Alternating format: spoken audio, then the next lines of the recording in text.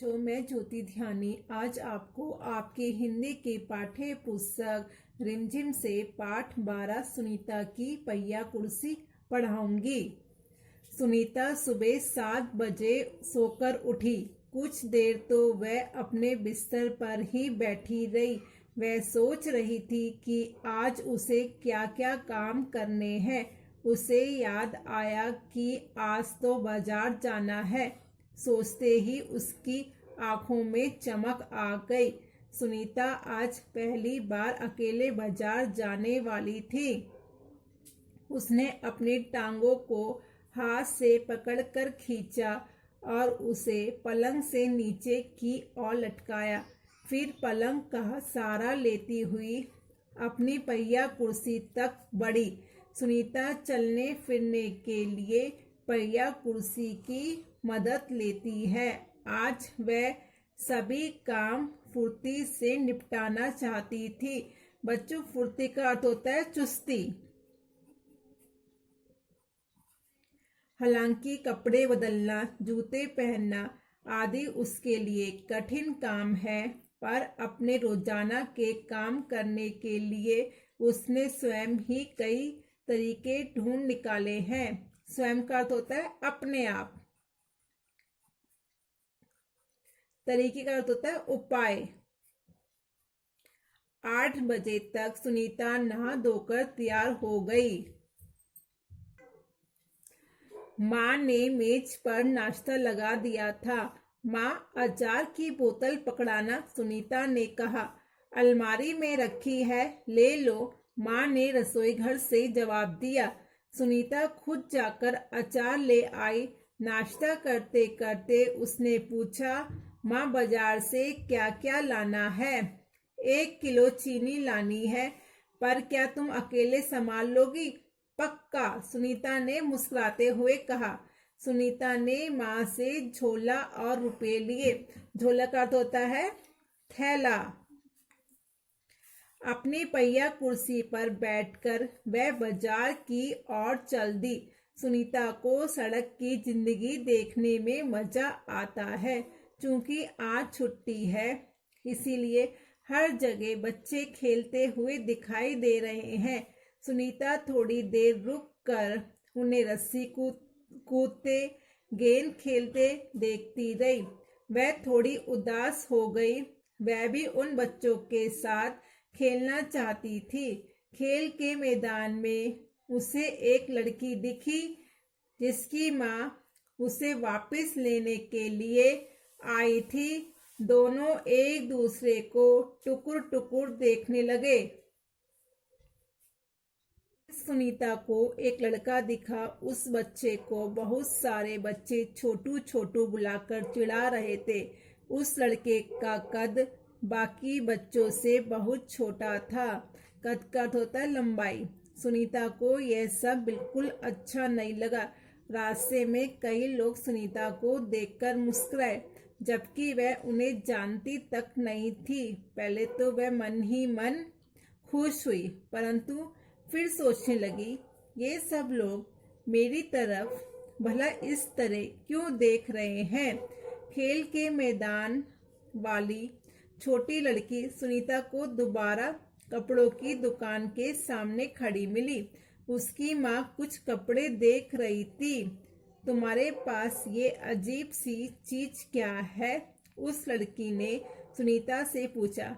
ये तो बस एक, सुनीता जवाब देने लगी, परंतु उस लड़की की माँ ने गुस्से में आकर लड़की को सुनीता से दूर हटा दिया।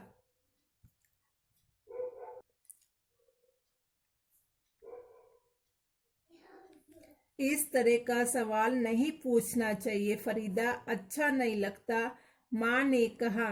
मैं दूसरे बच्चों से अलग नहीं हूँ, सुनीता ने दुखी होकर कहा। उसे फरीदा की माँ का व्यवहार समझ में नहीं आया। अंत में सुनीता बाजार पहुंच गई। दुकान में घुसने के लिए उसे सीढ़ियों पर चढ़ना था। उसके लिए ये कर पाना बहुत मुश्किल था। आसपास के सब लोग जल्दी में थे। किसी ने उसकी तरफ ध्यान नहीं दिया। अचानक जिस लड़के को छोटू कहकर चिढ़ाया जा रहा था वह उसके सामने आकर खड़ा हो गया।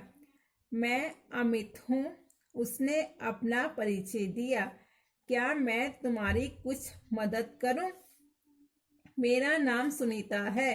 सुनीता ने राहत की सांस ली। राहत का अर्थ होता है चैन। और मुस्कुराकर बोली, पीछे के पैंडल को पैर से जरा दबाओगे?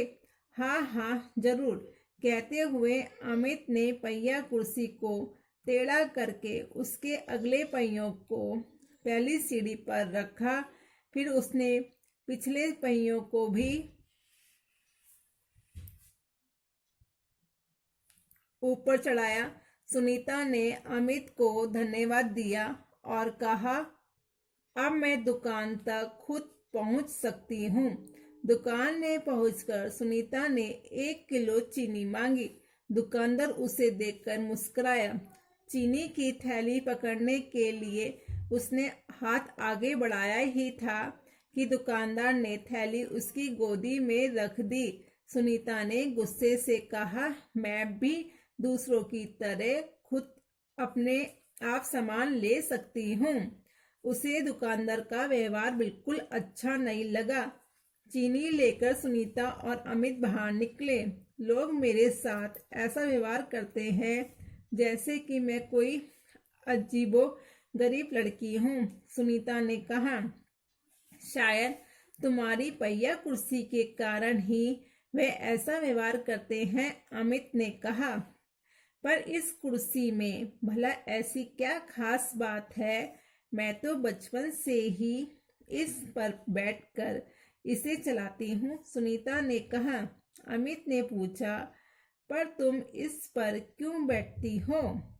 मैं पैरों से चल ही नहीं सकती।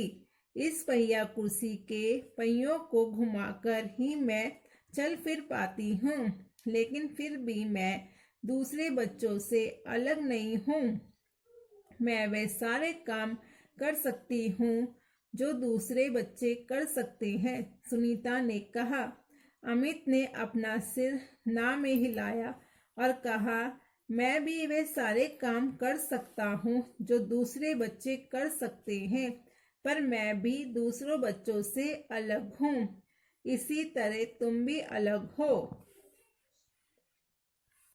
सुनीता ने कहा, नहीं, हम दोनों दूसरे बच्चों जैसे ही हैं। अमित ने दोबारा अपना सिर ना में हिलाया और कहा, देखो, तुम पहिया कुर्सी पर बैठकर चलती हो। मेरा कद बहुत छोटा है।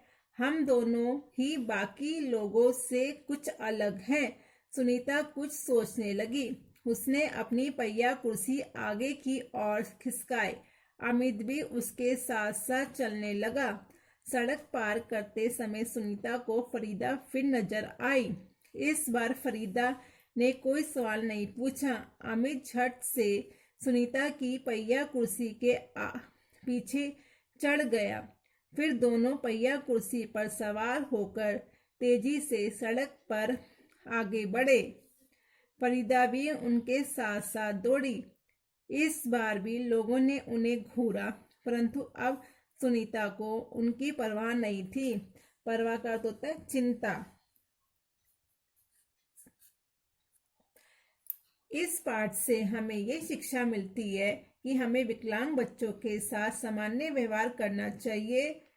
हमें हमेशा ऐसे बच्चों को अन्य बच्चों के समान ही समझना चाहिए।